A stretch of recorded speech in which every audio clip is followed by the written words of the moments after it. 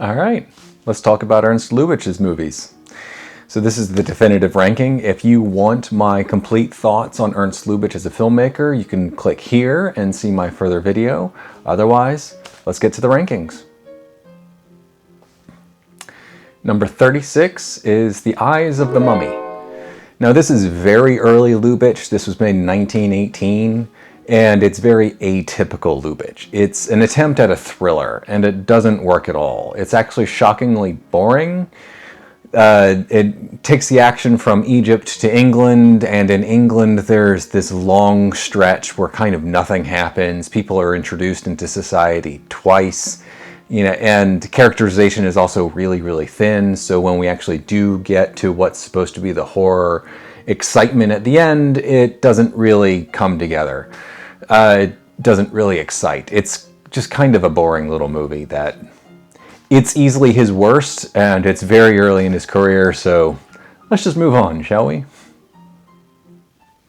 Number 35 is Sumurun from 1920. This is one of Lubitsch's German grand epics, and I feel like it's just an overstuffed film that doesn't really connect. It works best when it's comedic, which it is dotted throughout, but ultimately I just find it overstuffed and not really able to connect on any sort of dramatic level.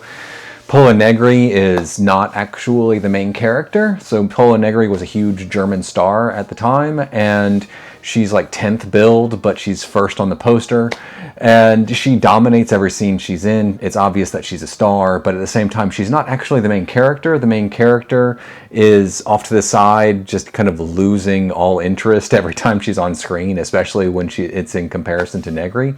And it ends up this weird combination of things that never really gel. It reminded me a lot of Fritz Lang's early German films, where they were all kind of big melodrama and adventure movies, and nothing ever really gelled. And I just kind of wonder if that's how German movies worked at the time. But ultimately, it's not something. I don't think it's bad, but it's nowhere close to good. There is entertainment to be had, but ultimately, it's just not that much. Number 34 is Anna Boleyn. Now, this is another one of his German epics, this time obviously about Anne Boleyn and her affair and marriage with Henry VIII. It's another one where I have this middling experience with it. This one's significantly less of a comedy, though. It's more of a straight drama. And the biggest issues I have with it are around the number of intertitles. These kinds of movies require a lot of plotting and a lot of intricate character work, and the silent era wasn't really built for it. The silent era was best when it was doing big emotions, but in subtle ways. Visually, this is just very intricate detail that we have to follow, and it overwhelms the limits of the film. It just doesn't quite work. On top of that, there's the main performance by Henny Porten, and she plays the character so completely passively that when there's this great realization at the end that Jane Seymour is the new Anne Boleyn and Anne Boleyn is the new Catherine of Aragon, it is this realization in her face, but she's been so passive the entire time that it doesn't strike that well. And at the same time, Emil Jannings plays Henry VIII, and he's fantastic in every scene he's in, and he's just a marvel to watch. So you end up with this weird mix where every single time Emil Jannings is on screen, it looks great, it feels great, it's a marvelous production overall, but then you have Henny Porten, who is just not that interesting, and all of these intertitles trying to explain a bunch of political stuff, and it doesn't quite work. Number 33 is Shoe Palace Pinkus. Now this is Lubitsch's very first film, and it actually stars Lubitsch as the title character, Sally Pinkins. And it's fine in terms of, silent comedy. Lubitsch was not a Chaplin or a Lloyd or a Keaton, but he had some sense of comedy around him, so the physical stuff is usually fairly amusing. The early parts are the funniest bits, especially when the main character's at school. However, when he leaves school, he ends up working in a shop, and then we have to follow these dramatic things, not really like heavy drama, just dramatic excuses to keep the plot moving, where he ends up deciding out of the blue that he's going to start his own shoe shop, and his character has never really been concerned with the shoes. He's just been using it as an excuse to try to get women, and suddenly he's driven to build a shoe shop, and it doesn't really work. However, it is consistently lightly amusing throughout. It's not great, it's obvious that Lubitsch was never going to become another Keaton or a Chaplin, but he was fine. Number 32 is Meyer from Berlin. Now, this is the only other surviving film from Lubitsch starring his title character of Sally. This time he's called Sally Meyer instead of Sally Pinkus. And I think the light comedy here works a bit better. It's spaced out better. The actual plot seems to make sense. The issue is that it's not that funny. It's amusing, but not like hilarious. The other issue is that Sally is kind of a terrible skeeve. The entire point of the film is him trying to cheat on his wife. And so he takes the woman he's trying to cheat with up a mountain. But the twist is that both he and the woman meet their respective spouses up the mountain in the cabin that they're supposed to go to, which leads to comic happenings, which are amusing, but ultimately it's not as funny as it could have been. Plus, Sally is kind of a terrible main character, and I kind of hate him. But other than that, it's okay. Number 31 is Monte Carlo, the first American film on this list. It's all the way down to 31, and it's his follow-up to The Love Parade. And if you had told me before I'd watched either one of them that The Love Parade was his second sound film and Monte Carlo was his first sound film, I would have believed you, because the sound here is a significant step back from what he did in The Love Parade. And it's unfortunate. It makes the film stodgier, there's less camera movement, there's less energy to everything, which I think really hurts the film. The other thing is, it's just not that fun. It's fun in the end. Its third act almost saves the film. It's actually quite a good third act. But everything leading up to it is very stodgy and very kind of restrictive in how it actually moves. Jeanette MacDonald returns after having starred in The Love Parade. However, Maurice Chevalier did not come back, and I think his presence is very much missed. He is replaced by Jack Buchanan, and Jack Buchanan is just simply not nearly as charming, and so a lot of the effortless energy of The Love Parade just doesn't get replicated here. And I just don't find it nearly as entertaining, and I'm kind of frustrated by it. However, that third act, as energy returns, as manicness kind of ramps up, is actually quite good. It's just everything leading up to it is kind of dull, which is unfortunate. Number 30 is That Lady in Ermine. Now, this is the film that Lubitsch died during. He filmed for about 8 days, and then he died. And so Otto Preminger came in and finished the film. Otto Preminger did absolutely nothing to try to improve the film, and by all accounts, Lubitsch liked to improvise with his actors and kind of make scenes better as they went, and Preminger had absolutely no hope in the project. He just professionally filmed the way through. And I think that lack of care from Preminger that Lubitsch might have brought kind of hurts the film. The film isn't bad. It's pretty to look at. It's funny. It's amusing. It's kind of a complete mess from a story perspective. There's so many little subplots and love triangles going on that don't actually feel right. It's like there's something off in the writing that Lubitsch might have been able to iron out had he continued production, but it never quite connects. However, it is lightly amusing. The fantasy stuff is kind of a complete mess. The fantasy stuff is largely centered around the titular lady in Ermine, who is a portrait in a gallery. And, she comes to life and she talks to people. And kind of the actual machinations of it don't really work. And a lot of the placement in the film doesn't work. It's kind of weird. However, it is light and frothy. It's kind of a throwback to his early 30s period, but it doesn't nearly as entertain as something like The Smiling Lieutenant. It's slightly amusing. It's mostly interesting because of the historical aspect, but ultimately it's okay. It's okay. Number 29 is Carmen. So this is based on the novella that would later become the opera.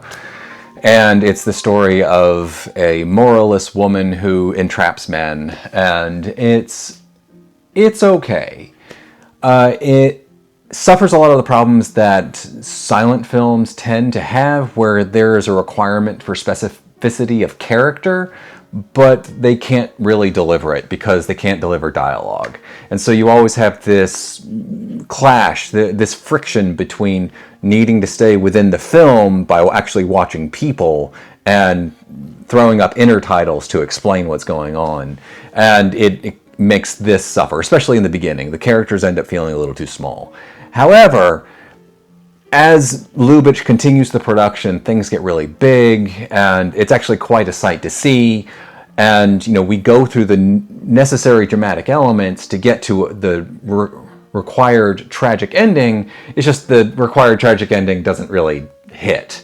You know, it could have hit if the specificity of character in the beginning had worked better. So this is the first time he worked with Pola Negri, and she's obviously a star, and it's quite, her performance is quite good, but ultimately it's just the writing and the limits of the silent era just work against the film. Number 28 is That Uncertain Feeling. This is Lubitsch's late career attempt to go independent, and it was a financial failure. As much as Hollywood loved him, his movies were never gigantic financial successes, and this one just kind of went outright failure. Now, the movie itself I'm on the fence about. It's consistently amusing. There are individual elements, individual scenes that are actually really funny. However, the actual plot mechanics just turn me off. It's the story of a woman, very happily married woman, who is told to go to a psychiatrist because she's too happy. And at the psychiatrist's office, she meets an interesting man played by Burgess Meredith, and she decides to have an affair with him. And the husband agrees to it because he thinks she will realize that she needs him in the end instead of Burgess Meredith. And it's just this increasingly unbelievable series of decisions on his part in order to extend the affair that I just don't buy. I don't buy it. But it's a comedy, you know, it should be kind of ridiculous, and that's obviously the idea, but I kind of reject that. However, in between those decisions is all this wonderful comedy, which I think is actually quite fun and quite amusing. However, I can't say that the film actually comes together as a whole as something good. I just kind of find it frustrating while I'm actually enjoying it. Number 27 is Bluebeard's Eighth Wife. This is the first film that Billy Wilder and Charles Brackett wrote for Lubitsch, and it stars Gary Cooper. And at the time, apparently people were angry because Gary Cooper shouldn't play a womanizer, and I don't think there was a bigger womanizer in Hollywood amongst the male stars than Gary Cooper, which amuses me. However, I do feel like the film is a bit overwritten. I find there's a certain character decision that's so opaque for so long that I get really frustrated with it for about an hour of the entire film. So it's the story of Gary Cooper, who's a very rich man with 7 wives, with 7 divorces, and Claudette Colbert as the 8th. And she discovers that he's been divorced 7 times, and she gets really mad at him, and you know, it becomes this extended conflict between them, which doesn't make sense at the time, but gets explained in the end. And the explanation at the end is too little too late. And so it ends up feeling like there was a miscalculation in trying to hide things from the audience. That being said, it is some of the best gags that, you know, Lubitsch ever did. Billy Wilder famously held on to this gag for years where someone just wanted to buy the pants but not the shirt of a pajama set, and he pitched it to Lubitsch, and Lubitsch loved it, and it's the opening of the film. So it is actually quite entertaining, but I find it dramatically frustrating. So he's made better, but he's also made significantly worse, and it's moderately entertaining. Number 26 is Rosita. This is the film that Mary Pickford brought Lubitsch to make. Well, she wanted to make something else, but they settled on Rosita. And it very much fits in line with his German epic romance period. It is the story of a young waif, well, not really a waif, like the young sexualized woman, as Pickford wanted to be. She's a street woman. She falls in love with a man of her social stature, but then she captures the interest of the king, who brings her in. And interestingly, I find the first third, all of the setup, to be the best part of the film. The characters are surprisingly well defined, especially for a silent film, and I find them compelling. However, the middle third, Rosita completely forgets about her love and just falls in love with the trappings of royal life. And so in the final third, when she has to run to her love, her true love, in the face of the king, it doesn't quite work. Because the true love has been forgotten for so long. So it's one of the better historical movies that Lubitsch made, but I just don't think it quite connects in the end. Number 25 is Three Women. Now, this is kind of the movie that convinced me that Hans Kraly was just the wrong guy for Lubitsch. It's not a bad film by any measure. I just feel like the ending is deeply underwritten. So it's a story of three women and their romantic travails. It's at the center of it is this cad-like character who manipulates them to get what he wants. There's blackmail, there's affairs and everything, and it actually has a surprisingly serious tone through most of it. But then things have to get wrapped up really quickly for a happy ending, and it's just too quickly, and it creates this tonal whiplash. However, it's a Lubitsch movie, so outside of a couple of things, there's going to be comedy, and there's a surprising amount of comedy throughout, which helps lighten the mood and make things more entertaining as it goes. So I actually like all of the character stuff. I like the comedy. It's just the ending just kind of rushes everything, and I just don't buy it. Otherwise, it's fine. I kind of blame Hans Kraly for that ending. Is that fair? I don't know, but it's what I do. Number 24 is The Wildcat. This is one of three films in his German period that Lubitsch made that feel just too light and frothy to fit in with the rest of what he was making at the time. I think it's the least successful of the three, though. It is consistently very funny. There are borderline surrealistic sequences that are just played for laughs. And I have a good time with it. I just have trouble with the actual dramatics. There are two love triangles, and I think they take up too much time and have too much emphasis, despite the fact that they're completely unsupported. Everyone's kind of too thin to support all of that. So you're thinking it's essentially six characters all dealing with love triangles, and it doesn't quite connect the way it should. That being said, it is consistently amusing and fun, and I have a really good time with it. But I think the dramatics hold it back just enough for me to kind of limit my enjoyment. Number 23 is Forbidden Paradise. And this film is actually incomplete. It's also completely unrestored. So the incompleteness impedes some enjoyment, but I think I can gather enough to actually judge the film as a whole. There are incomplete films out there that I just refuse to rank, immediately thinking of A Mother Should Be Loved by Ozu. I just refuse to rank it. But this one here, I feel like there's enough for me to say the film's okay in its current state, and I don't think a complete restoration would change my opinion that much. As you could be gathering, I am enjoying these films at this point. They are rough, they have issues. This one also has issues.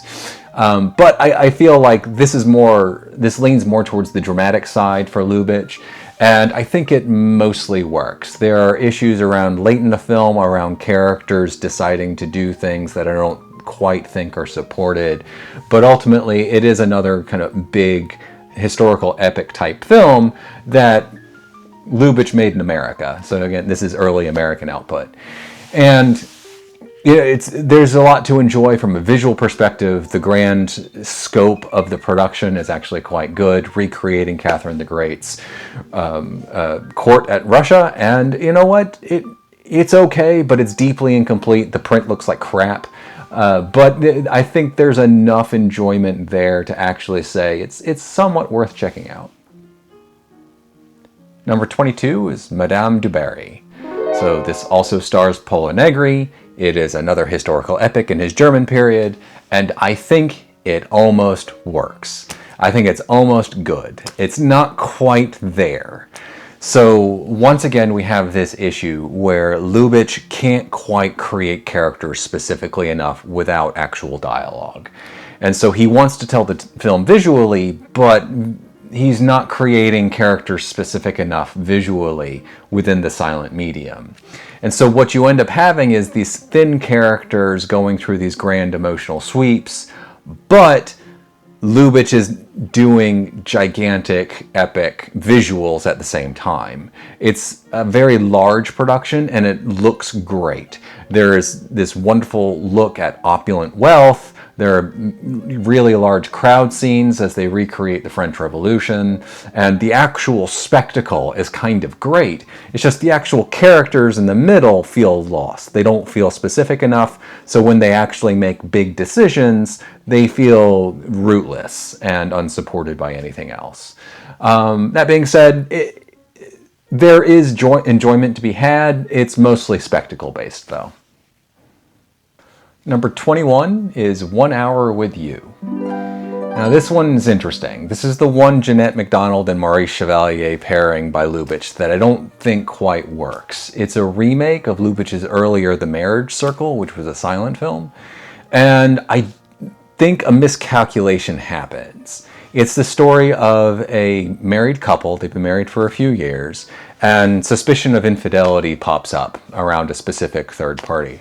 And in the original, the suspicion is never actually answered. It's still kind of up in the air. However, in this one, the infidelity is completely confirmed. And I think it completely ruins the ending. So this being a Lubitsch film, it's not actually about the drama, it's about the comedy along the way. And the comedy along the way is really nice. You know, Maurice Chevalier is amazingly charming, and he's just singing through every song, and Jeanette MacDonald is just melting into his arms, and it's all wonderful. There's great comedy. There's a big dinner scene that's actually really funny around placing name cards places. It's just confirming the infidelity completely ruins the ending. It becomes like an excuse for men to just have affairs, and it doesn't feel right dramatically. It feels completely wrong, and it kind of ruins the ending of the film for me, which deeply undermines the film overall. Again, up to that point, it's really fun. It's just the ending, I think, just kind of ruins it, which is unfortunate. Number 20 is The Loves of Pharaoh. This is Lubitsch's final German film, and it was a very conscious attempt on his part to convince Hollywood that he could make large-scale productions, that he could work at their level. And I don't think it was actually necessary because Mary Pickford already loved Anne Boleyn. Anyway, it's actually, I think it's his best of these movies. It's the last of them, but I think it's the best of them. It's also slightly incomplete. There's a bunch missing, especially near the beginning, that happened because of different distributors cutting things for different markets. And so it makes creating a complete cut impossible. However, after that, we get just grand, epic sweep adventure, and I think it ends up working fairly well. But we still have this problem where characters need to be more specific, and Lubitsch never really figured out how to do that in the silent era. They need to be able to talk, to be able to explain themselves to some limited degree, because ultimately you just have the flailing of the arms. Lubitsch didn't have his actors do the flailing of the arms, the milking of the giant cow, all that often, and so, I don't want to be mean. Emil Jannings is actually quite good as the central Pharaoh character, but ultimately I just feel like it's too thin to really work. But the spectacle is just great. There's so much great spectacle. I just feel like it's rootless and doesn't really connect. That's all. Number 19 is Eternal Love. This is one of Lubitsch's final silent films. It stars John Barrymore, and it actually kind of feels like it belongs in his German period because it's something like a historical romance, except the history is mostly shorn away. The opening 20 minutes is the weakest part of the entire film. it's only about 77 minutes long, so a week opening 20 minutes is fairly significant. And it's where the history and the central love triangle gets defined. And none of it really works. There's an occupation that gets completely glossed over. The actual love triangle feels deeply underdeveloped. In fact, the bad girl in the love triangle kind of disappears after 20 minutes, and we're left with the last hour. And the last hour is really, really good. It's climbing up a mountain, it's facing nature, it's love trying to get back to itself. It's really compelling stuff. You know, John Barrymore, stage actor, doing extremely well in the silent space. We have all of this time with characters in a very specific setting, so actually characters feel real in a surprising way, especially from Lubitsch in the silent period, and it works quite well. It's not my favorite of his silent period, but it's definitely one of the best from the silent period. Number 18 is Lubitsch's first full post-Hayes Office Control film. It's Angel. Now, his previous film, The Merry Widow, was cut in distribution, so The Merry Widow actually completely exists, but he obviously needed to change how he approached telling stories. And so he still has a story about a woman who's having an affair with a man who's not her husband, and it's actually kind of extending from the fact that she was a prostitute years before, but it's all obliquely told. It's all kind of told in that very golden age, we're not actually saying what we're saying fashion. And it works. It works quite well. It's very much a straight drama. There's no real comedy in it. You know, it's much more a Marlene Dietrich vehicle than anything else. It was a financial failure at the time, which is not a huge surprise. But it is a solidly good drama about a woman caught between two men, and Lubitsch is able to actually bring out some really good performances. We have Herbert Marshall, who's always really good, playing alongside her, and there's great scenes towards the end as characters just kind of reveal themselves. What holds it back, I think, is that for a long stretch, it works. It's just kind of flabby and has no real tension. But the ending ends up sticking the landing. So I have no real major problems with the opening. I just don't think it's that compelling, but the ending works really, really well. Number 17 is The Doll. This is from his German period, and it kind of sticks out like a sore thumb. It's really weird, and it's really fun. It is the story of a man who creates a lifelike girl doll, a girl who kind of masquerades as the doll, and love affairs that go on. And it's weird, but it has that frothy, light energy that Lubitsch would become known for after he went to America. It's just this is hidden near the beginning of his German period. It's weird in the whole doll masquerade thing, but it's surprisingly light on its feet and very fun. It's short, and you know, characters don't need to be that specific to make this stuff work, and it's an amusing time at the movies. I kind of wish he had made more of these in his German period, because I'd much rather watch this than Anne Boleyn. Number 16 is So This Is Paris. This is an early American film. It is a bit of frothy nonsense, and I get caught up in it, and I really enjoy it. A pair of actors move in across the street from a married couple. The man in the married couple knows the female actress. They were an item some years ago. The male actor has a thing for the married woman, and we have these dueling efforts at infidelity. And is it actually an effort at infidelity, or is it just an effort to get back at people? It never takes things too seriously. It's all light and frothy as it moves quickly through all of these little events. One of them goes to jail for a bit. The ending is this big gala ball that's actually quite amazing technically. It's on the level of, you know, Alfred Hitchcock and what he was doing at the time with a movie like Champagne. And it's this delightful, frothy bit of nonsense that I just get caught up and enjoy. Number 15 is The Oyster Princess. This is the third of the 3 German films that he made are frothy comedies, and it's my favorite. It is a story of farce and masquerade as the rich, common people have to find ways to try to marry the poor, royals, and a poor guy gets caught up and confused for a prince, and there's a lot of masquerade as he stuffs his face, and things escalate out of control to the point of a giant foxtrot dance, including servants. And I'm going to be saying this a lot from here on out. This was delightful. It is just a delightful light comedy of manners and farce and masquerade as, people just flitter around the little worlds that Lubitsch creates. And it's a very nice little one. Number 14 is The Marriage Circle. He would obviously remake this later in life as 1 Hour with You, starring Maurice Chevalier and Jeanette MacDonald, but I do think this one works better. And I think a lot of it has to do with the fact that he worked with a new writer on this. His name was Paul Byrne, and he later became a devotee of Irving Thalberg. And it is obvious why Thalberg liked him. He was able to create very solid, very distinct characters in the silent era. And so everyone feels distinct and real, and they don't feel like pure caricatures who are milking the giant cow in the sky. And so when we get this situation of supposed infidelity, it actually has a certain emotional impact. And unlike 1 Hour with You, this film never quite goes as far as having the affair actually happen. And so it's just suspicion and, kind of reaching the edge of infidelity and coming back and then saying, oh, this whole affair has made me appreciate you.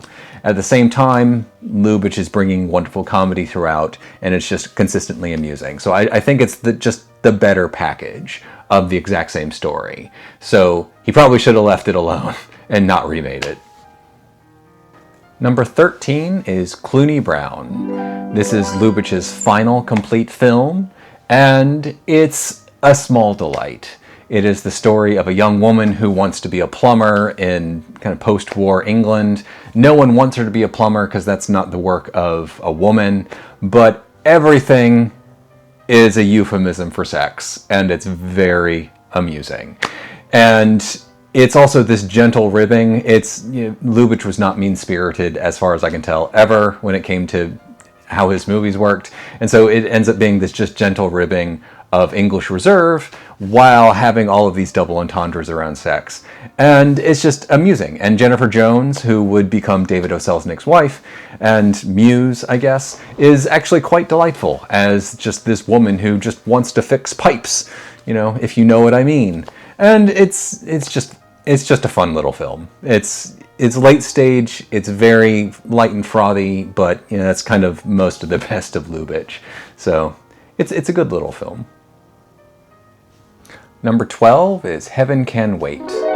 So this is very late stage Lubitsch. It's very firmly in his mature period. And if there's one film it really reminds me of, it's the Powell Pressburger film, The Life and Death of Colonel Blimp. It is the story of a man presenting himself to the gates of hell to be cast into eternal damnation, and then hell not really believing that he deserves it. And so he has to recount his life. And he's convinced that he's this great sinner, but he's really just a nice man who lived a nice life with some adventures, and he loved his wife, and he raised a family, and he was a good guy.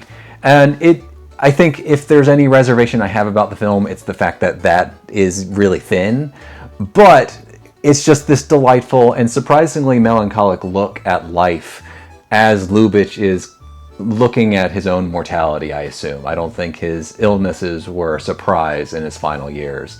I assume that he was deteriorating and looking at life backwards. And I think this is just a very wonderful little example of doing that. It's beautiful color photography. It's wonderfully performed, especially by Gene Tierney, who plays his wife. And it's a fine little film. Number 11 is Broken Lullaby. This is extremely atypical Lubitsch. It is very hard drama. It is not a historical epic, it's just a very character-based drama about shell shock. Lionel Barrymore plays the central character, and he is amazing. He is a man torn apart by shell shock who returns home, and he's adopted into a family and falls in love with a girl.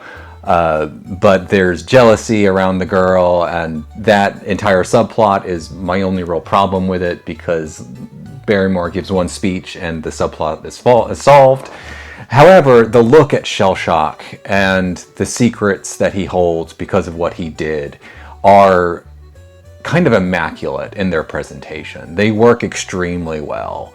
And it is this extremely atypical example of how Lubitsch was able to actually work outside of his preferred little delightful box. He could make films unlike his delightful little box, and he could do it very well. I mostly prefer the delightful little box, but with this example, it's obvious that he was actually quite good at the whole thing. Number 10 is Lady Windemere's Fan. This is an adaptation of an Oscar Wilde play, and it's silent, which really interested me, because if you adapt an Oscar Wilde play, you retain the witty dialogue, and you can't do that at all in a silent film. Otto Preminger would choose not to retain it at all in a sound film a couple decades later. But here, it's actually a surprisingly intelligent adaptation of the attempts at comedy. So the central moment that I think of is there's a party and there's a trio of gossips. And we do get a handful of intertitles to explain what they're saying, but ultimately it's a visual-based gag around how they're silly, nonsensical people. And that's an intelligent approach to adaptation, moving from one medium, theater, which is heavily dialogue-based, to another medium, silent film, which can't have dialogue, where any insertion of dialogue through intertitles is a break in the action. So it mostly just retains the story itself while finding ways to adapt comedy. And I think it works really, really well. I do think witty dialogue would have helped and kind of push it a bit higher, but ultimately this is just, the story of a woman caught up in scandal, her secret mother who is trying to protect her but also wants to connect with her, and the man caught between. And I think he adapts it quite well. It's not his best film by any measure, but I think it shows a surprising ability to adapt things from Lubitsch that I found quite surprising. Number 9 is To Be or Not to Be. This, I imagine, to be his most famous of films still, in no small part because Mel Brooks directly remade it with the same title in the 80s. That being said, I do prefer this one over Mel Brooks's film, which I like. This one tends to be funnier. I think Lubitsch was a funnier filmmaker than Mel Brooks. And it's the story of Polish actors trying to find a way to escape occupied Poland after the Nazis have invaded, and it's just full of manic farce and masquerade as they pretend to be Nazis in order to escape. And it's just really funny, and you've got this wonderful performance by Carol Lombard that centers everything, and a bunch of wonderful supporting cast around her, and it's just this delightful romp through Poland and World War II, where, if Lubitsch was going to make something topical and serious, he was going to have a good time with it. And you know what? It's not a bad combination. Number 8 is Design for Living. This is just delightful confection without any real meaning. It is a dally into bohemianism without any consideration of any kind of reality of it. It is just taking the concept and just playing with it. Miriam Hopkins falls in love with both Frederick March and Gary Cooper at the same time on the same train, and she decides that the only solution is to love both of them equally, and they all move in together. And you know what? It's this comic potential where no one is actually that real, but everything is just witty and fun. It's based on a Noel Coward play, which was hugely successful, and Lubitsch retains almost none of the dialogue, but he retains all of the fun, and he just has a good time with it as he lets all of these major stars from the time just kind of play off of each other and find joy within scenes. And it is just a very fun little film as we watch three people just descend into bohemianism without any real idea of what it could actually mean. Number 7 is The Love Parade. Now this is his first sound film, and I talked a good bit about this in my previous video. But it's a technical marvel, and you can hear my examples there, but it's ultimately beyond that. It's just a delightful confection of fun. It is Maurice Chevalier and Jeanette MacDonald playing off each other. There's a wonderful parallel relationship with their servants as they kind of get together. There's a wonderful number called Let's Be Common that I just find infectious. And it is this look at the old world of Vienna that probably never existed, but Lubitsch is just gonna relish in anyway as he fills the movie with song and dance and love and slight naughtiness, and I just find it infectious. And it was the moment that I truly fell in love with Lubitsch's filmography. My favorite film is actually from before this, but this is the film where I said, I completely get this guy and I'm on his wavelength. The Love Parade it's just a wonderful example of what he did. Number 6 is The Smiling Lieutenant. Now, I keep saying that these films are like confections and delights, and I think that still applies here. You know, it's everything that I loved about The Love Parade. We still have Maurice Chevalier, we still have Jeanette MacDonald, and they're still wonderful together. It's still set in Vienna, but there's a little bit extra towards the end. You know, it feels like characters have real agency and are making real decisions that come to dramatically satisfying conclusions. And that's ultimately where I feel like Lubitsch is at his best. You know, thinking back to what I was saying about the movies I liked less about him, it was very consistently, I thought it was funny, but the dramatics didn't quite work. And here, I feel like the dramatics are wonderfully executed, and they work extremely well. And all of his best films are like this, where he is able to balance that musical, that comedic, that light air, while actually imbuing his characters with real agency and letting them make their decisions in the end so that we actually have dramatically satisfying conclusions. You know, he could sometimes go off in weird directions to justify infidelities or whatever in other movies, but not here. Here it is true love, and it's a wonderful fairy tale, and it works wonderfully well. Number 5 is Trouble in Paradise. Now, this is the story of two crooks who fall in love and then decide to go in on a new job together, and then one of the crooks falls in love with their target. And you can see all of the elements that make Lubitsch Lubitsch. There's a European setting, there's a love triangle, the love triangle passes class boundaries, but at the same time there's a lot of light comedy in the beginning to kind of establish characters. And as the movie goes on, we actually have moments of real tension as dramatics play out, and it actually works really, really well. As characters, again, have agency and decide to make their own decisions that make sense for them. And it ends up in this kind of wonderful overall package that ends up working comedically as well as dramatically. And it's this wonderful package that just, you know, feels distinctly Lubitsch. So it's a real gem. Number 4 is Ninotchka.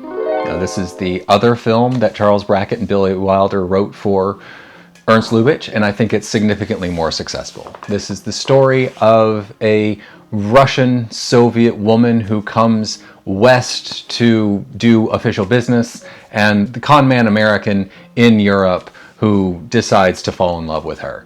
And so we have this clash of cultures. We have wonderful performances from Melvyn Douglas and Greta Garbo, and it actually feels like everything has meaning. So the writing has each character completely defending their side, and it's interesting to see that dynamic play out within the context of a romantic comedy, which ends up working on its own.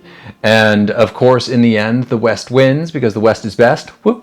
And it just creates this wonderful progression of discovery, especially around our titular character, as she discovers that there is more to life than just drab clothing and seriousness, but she can also buy a silly hat and have a good time. So it's kind of this wonderful look at romance in a unique setting, but still distinctly Lubitsch, because we have these boundaries that the characters need to cross while doing it in Europe. And it's got this wonderful writing from Brackett and Wilder that undergirds everything. And it's just this wonderful example of Lubitsch at his best.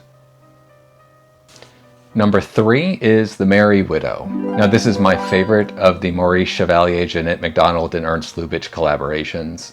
It is the biggest, it is the grandest, it is the funniest, it is the most touching.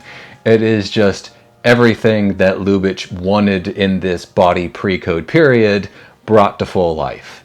Now it's interesting because The Merry Widow was released right at the very beginning of the code period. So everything had been filmed pre-code, but the release happened as the Hays office was trying to assert itself. And all of the cuts happened in distribution, not actually on the negatives themselves. So the original version exists, even though it was massively cut down for release at the time. However, who cares? What we care about is the movie, and the movie is so much fun. It is Chevalier at his most charming. Billy Wilder was giving a talk later in life where he describes the Lubitsch touch. He uses an example from this film towards the beginning. He misattributes it to the Smiling Lieutenant. It's actually from this movie. And it's just this wonderful comic escalation that Lubitsch was so good at, where one little turn would lead to a greater turn, would lead to the super joke, would lead to the great punchline. A series of 3 escalations that leads to the ultimate super joke, and it works exceptionally well.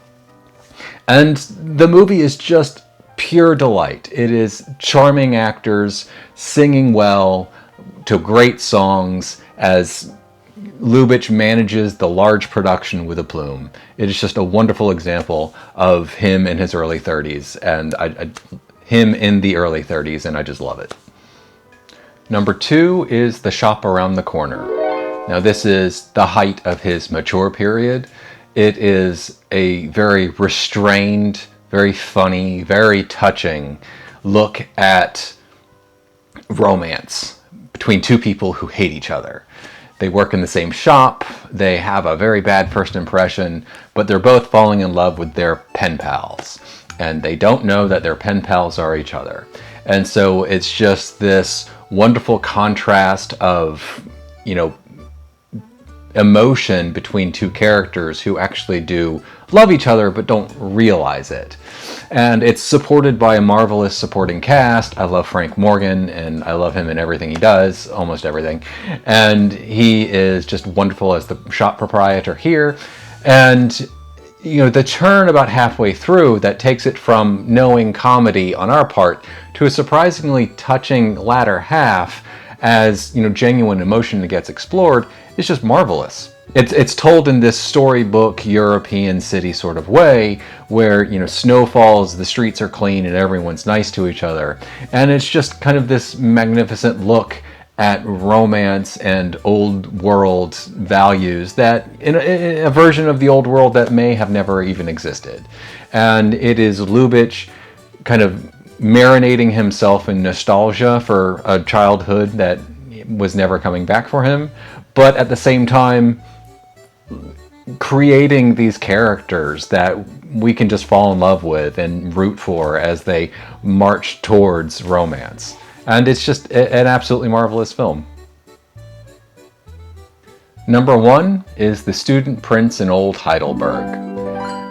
This is one of his silent films. It's one of his MGM silent films made in America for Irving Thalberg. And I was blown away by this film.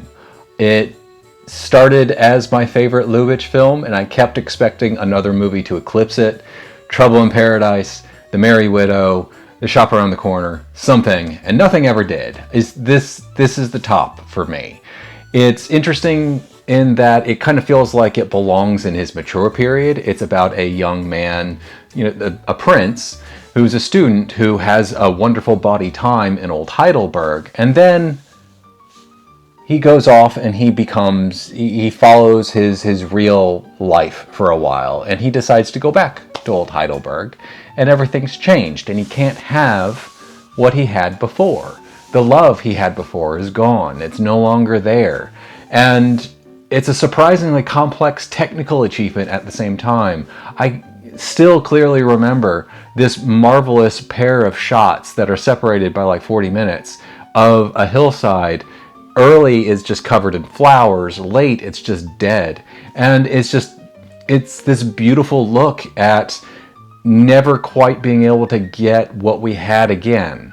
It's almost like an Ozu movie. You know, it has that sort of reflection on change that just ends up feeling very Eastern and very Zen-like to me. But here it is, bawdy Mr. Lubitsch making it happen in the silent period, and it's marvelous. This is very much my favorite of Lubitsch's films. So that's it. That's all of Lubitsch. Well, all of his surviving films. There are a bunch of German films that are lost. And you know what? Dude had talent. I'm frustrated by his German period, and I don't love everything, but what I do love, I love a lot. And what I don't love, I tend to really like. And Lubitsch just had this very light touch that I don't think was as unique as people want to make it out to be, but is unique enough that it needs to be appreciated when it's found. So his ability to balance comedy and drama, building real characters, and just kind of bringing us along for the ride, whether it was purely for just confectionery enjoyment or to actually connect with characters. He could do it, and he did it extremely well. I wish he had lived another 20 years. I wish he had made another 10 to 15 movies. But thank you, Mr. Lubitsch, for what you did make. It made me very happy.